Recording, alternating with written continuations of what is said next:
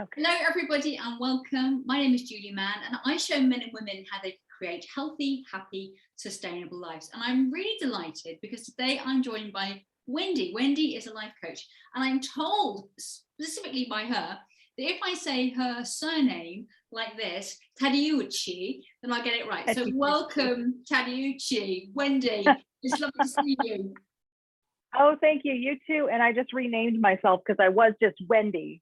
I got to add the whole shebang. Hi, Julie. It's so nice to be here. I don't think you could ever be just Wendy, but anyway. Right, before Right. we get into your lifestyle coaching, I'd really love it if you were to take us back to your early life and tell us about the kind of childhood you had. It was an interesting one. And it was an interesting one because a lot of things, but everybody has an interesting childhood, right? So mine was interesting and different because my dad passed away when I was 6 years old. And so I'm an only child. And so it was just me and mom. And mom has always marched to the beat of her own drummer. And so as a kid, it was really interesting because I never knew like what we were going to do that day or where we were going to go. But I'm kind of remembering like when you and I first talked, and I think this is what you're getting at, and why I do what I do, the kind of coaching that I do. And I learned about this obviously when I was much older, since I was so young when my dad passed away, but I remember very distinctly, and this is why I'm a caregiver coach, but I remember very distinctly that one evening, Dad came home from next door, and next door was my grandmother, his mother. And I remember him being frustrated, angry, tired, just wanted some dinner, wanted to spend time with mom and I. And phone rings, mom gets it, it's grandma. You have to go back because she's lost something, she's forgotten something, like he was her caregiver, right? To the extent, and this is what I found out much later, to the extent of his health. So the reason my dad passed away was from colon cancer. What my mom found out, and then she later shared with me, was he was taking my grandmother's pain medication. Who knows for how long?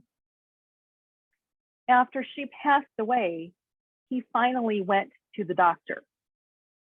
And the cancer was too far gone, right? So in reflecting back into, God, this is kind of a downer. I don't mean it to be, but it is, right? It's kind of a downer, but it has a happy ending.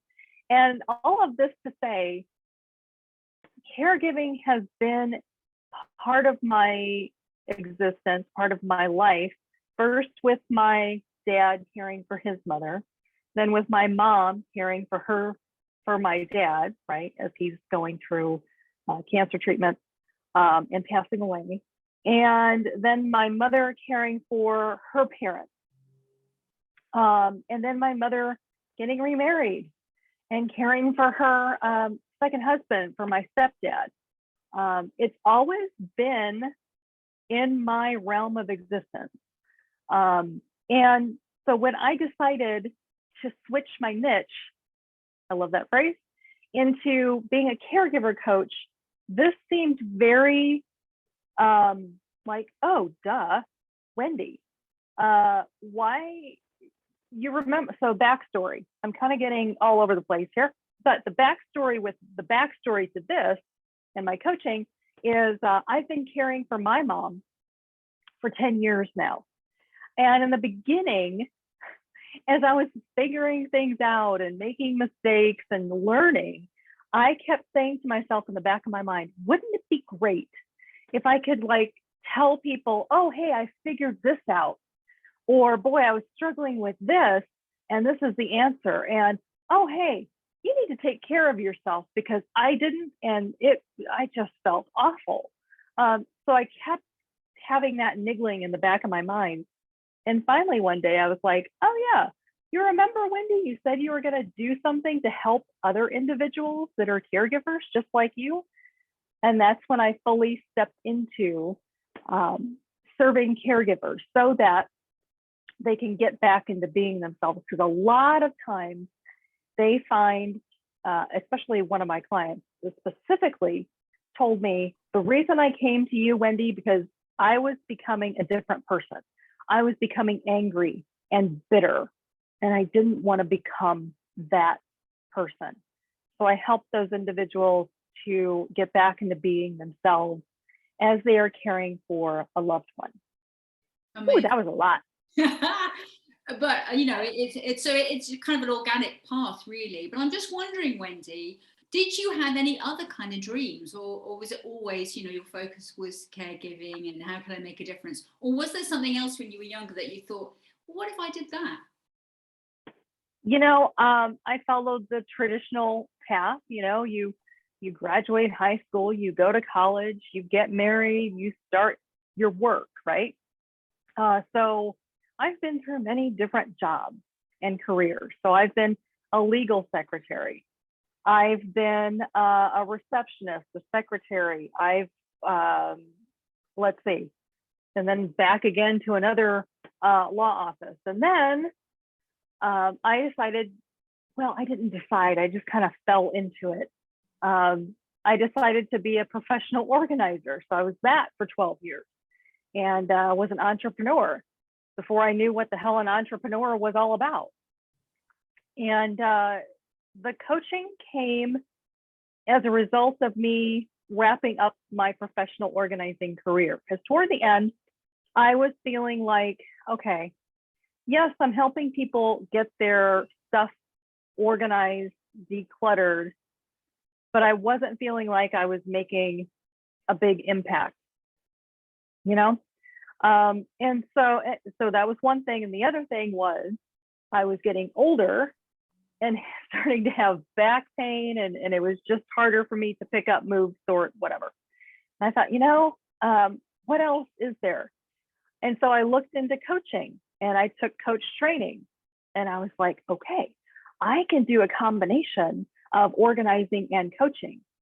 And that didn't work out for me. So I was at the point where I'm like, okay, Wendy, you have to make a choice.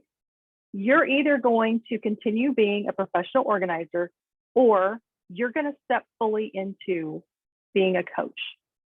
And I decided to step away from being an organizer and step fully into being a coach. Did it feel like a difficult choice at the time? Was there a little bit of fear around it? Yes. Yes. Well, there always is, right? When you try something new, because it's fear of the unknown. It's like, oh, God, I don't know.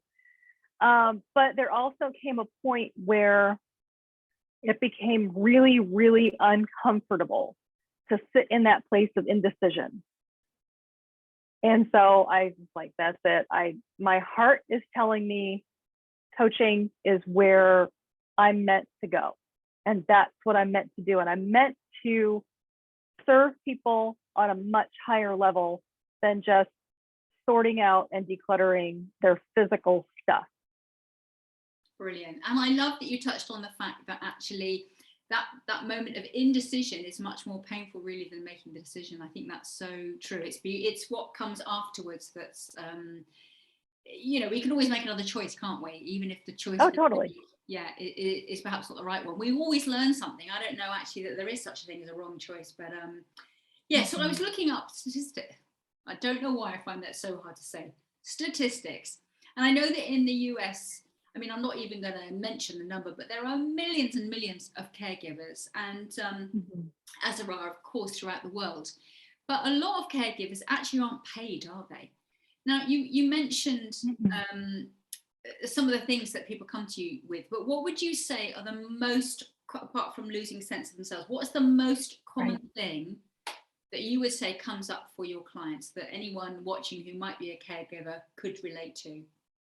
Yeah, I'll give you the top 5.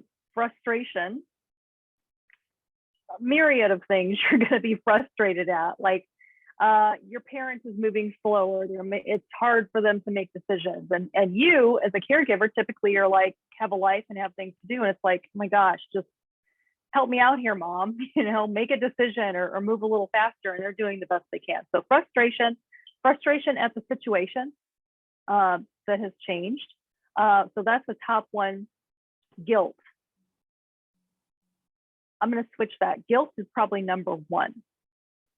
Guilt over many things, over you as the caregiver feeling like, are they okay? Does she have enough this? Is she getting enough fresh air outside? Is she eating the right things? Do I have all the doctor's appointments covered, right? And then feeling guilt because you, the caregiver, is taking a day off, which, by the way, I highly recommend. I always tell my clients, you know what? Your loved one is good. They are so well cared for. And I know this because I know my clients, and I know to the high degree, they take care of their loved ones. They don't see it that way. They always feel like they can be doing more and they should be doing this. And it's like, no, it's okay not to want to adult and to take some time for yourself, right? So guilt, frustration, patience. Patience with taking your loved one to the doctor and the doctor running an hour behind. Patience with your loved one. Patience with yourself, right? Because you find that you're running out of patience really, really quickly. So guilt, frustration, patience. Let's see. I said I was going to give you 5. I've given you 3, and of course I've forgotten the last 2. Is resentment one ever? Yes, that's another one. Thank you for that, Julie. Yeah, one of my clients came to me. She was feeling resentful. She was feeling bitter, angry, right? So yes, resentment. This happens a lot when individuals that are suddenly finding themselves having to care for a loved one, specifically a parent, and they've not had a good relationship like ever with their parent. And now here they are having to take care of that parent. And yeah, there's resentment, absolutely. And so it's tough to feel, it's tough to accept that. And then once you do, that's where I can start working my magic so that they can get back into being themselves again and not feel resentful. Brilliant. Yeah. So that resentment connected to actually you've never perhaps really got on or always felt judged by your mother, father, whatever, or if someone's experiencing that right now in their caregiving with someone, what advice would you give them? Because for some people it might seem like, well, how is that ever going to shift? I just, my past is a testament to the fact that I wasn't brought up very well, or I didn't have a close relationship. Right. What would you say? Yeah. So how I'm going to answer that is I'm going to share one of my client success stories with you. And let's see if I can make this work. So one of my clients came to me because she was feeling resentful toward her mother, toward her sisters, siblings, and it's because she never had a good relationship with her mother. Her mother always made her feel throughout her entire life that she wasn't wanted. She wasn't pretty enough. She wasn't good enough. You're too fat, like all this stuff. Same, and so with her family, she was feeling resentment because they kept telling her, you need to come home and take care of mom. Mom is your responsibility. And then also adding on, well, you need to do this for mom. You're not doing this the right way. So she was just buried to the point of she would, when something happened with her mom, when her siblings would say something to her, she said she would literally take a bottle of whatever, alcohol, have some cake, have some whatever, and just medicate herself, right? To push those feelings down and to get through it. And so I've been working with her for 2 months now. Just had a conversation, a coaching call with her a couple of days ago. And here's the scenario. She got a call from her sister and said, you know, mom's missing checks and she thinks someone stole from her. No one did. This is a common thing in elderly and aging. They think someone has stolen something. They think, right? So the sister is freaking out. And instead of my client getting triggered like she typically does and grabbing something to drink, grabbing something to eat, she started to breathe through it. I taught her this technique, just do some deep breathing. She listened to what her sister had to say. She didn't react, didn't get triggered, and simply directed her sister to help her mom, ended the call, and it was back to life as normal. Like she just continued. She was in the middle of shopping at Target when this happened, and she just continued with her day. This is hugely different from how she would have reacted in the past. It would have shut her down for the rest of the day, maybe for a couple of days had this happened. So it's figuring out what are your triggers, right? Some people watching, Wendy, you might not really know what a trigger is. Can you explain what that is? Yeah, a trigger could be anything. It could be a sound, it could be a person, it could be a phrase. And once you hear that, see that, feel that, you switch into, it's like fight or flight, right? You switch into, you know, anxiety, and you start sweating, and you start like stopping, forgetting to breathe. A lot of people do that. Don't do that. You got to breathe through it. So that's a trigger. Okay. So the thing to do is for them to become conscious of what's triggering them. Yep. I mean, because if someone watching, Wendy, right now is not able to work with you for whatever reason, you know, what can they do today that's going to make some kind of difference to the relationship they have with the person that they're giving care to, but also the relationship, very importantly, they have with themselves? Yeah, exactly. The relationship and how they care for themselves is so important. And to answer your question, you know, like you said, just notice it. Notice when you get triggered. And the next step with that would be, you know, get it written down, get it out of your head, get it out of your heart, say it, speak it, doodle it, whatever you need to do. Just claim it, make yourself aware of it. And then when that happens, when you get triggered, after you've calmed down, you know, say to yourself, okay, that sucked. What could I do next time? Because it'll happen again. What can I do next time that will make this a different outcome, right? And so that's kind of what I did with my client is, okay, what do you think you could do differently? Or what have you done in the past when you've been in this situation? And she said, cake and alcohol. And I went, no. What's another thing that you can do? And that's how we got to, well, I can breathe. Because she forgot to breathe. She's one of those people that just like holds her breath. And so to help her just to breathe through it. So many different things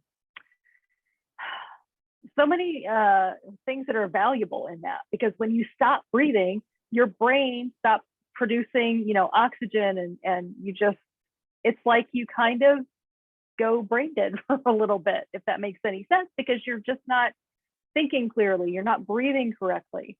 So for her, that's what worked. But really, acknowledging it, claiming it, naming it, and then what can I do differently next time? Brilliant. It's so it's so powerful, isn't it? The breath. I mean, obviously we have to have breath to kind of stay alive on this planet, but more than that, we can use it in so many ways, and it's something that's always accessible. It doesn't cost anything. It's just about taking a few minutes, isn't it? And also, I guess having things like meditation apps and things like that that can calm us. Anything. Those are helpful. Yeah, and maybe also, would it be useful for someone to perhaps look at what they like about that person rather than looking at what they don't like. Yes, and sometimes that other person, you don't even want to go there because it's so like, like you don't even want to try to think about what's good about the other person. Yeah. You can, if that doesn't trigger you, but for this particular client, that would trigger the heck out of her. Yeah. So it's different for everybody, right? Yeah. Yeah.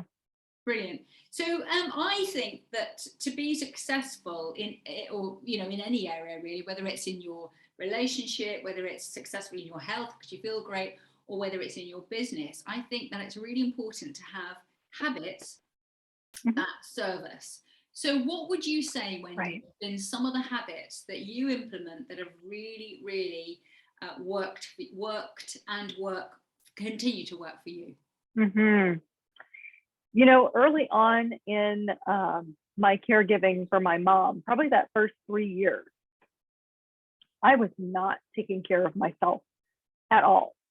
I was fully invested in making sure she had everything she needed, wanted, desired, right? And I was totally neglecting myself. And it got to the point where I was the heaviest I had ever been. I had gone to the doctor for routine, you know, blood work, this, that, or the other. And he's like, you're pre-diabetic. That was a wake-up call. I was not exercising. I was not eating healthfully. My sleep was bad.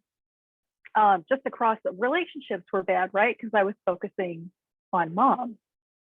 And so once I, first of all, got that wake-up call, and then it was like, okay, Wendy, you need to do something. Because I was like, there's no way in hell I'm going to be on any kind of medication. I do not want to be diabetic. That's when I began taking really good care of myself and exercising regularly, reducing the sugar. And I saw your post about that. I was like, oh, that's brilliant. But yeah, it really did make me feel better when I reduced that. Getting better sleep. And the big thing was, and this is huge for caregivers, I gave myself permission to be really good to myself and take excellent care of myself. And when I shifted that, I found that mom didn't suffer at all for me taking care of myself. And in fact, since my cup was now overflowing, right, because I was taking such good care of myself, she benefited from that. My relationships benefited from that because I was healthier, I was happier. And so because I was healthier and happier, that just poured over to her. That poured over into all of my relationships. So yeah, take care of yourself is basically what I'm saying, and give yourself permission to do so. I love that, and that could even be an affirmation, couldn't it? A daily affirmation. If actually taking care of ourselves is a challenging thing, we can be saying, you know, today I give myself permission to take care of myself. Yeah. To be kind to myself. Yeah, brilliant. What do you do, Wendy, when you're not working? Ooh, I love taking walks. I love going hiking. I love reading. I love watching. There's a couple TV shows that I love. I love This Is Us, both on NBC. And what's the other one? Oh, New Amsterdam. Those are my two. And so I get those dropped into my Apple TV once a week, and I can just sit, watch those. Easy breezy, beautiful cover girl. Let's see, what else? I love to travel. And of course, that has been diminished over the last 2 years, but still looking forward to traveling this summer and this fall. So yeah, that's me. Fabulous. So one final question. When you're no longer on this planet, how would you like to be remembered? Oh my God. I'm tearing up because I want to be remembered as someone who cared and someone who served. Love that. Wendy Taddeucci, thank you so much. Thank you so much. Thank you, Julie. It was my pleasure. Thank you so much.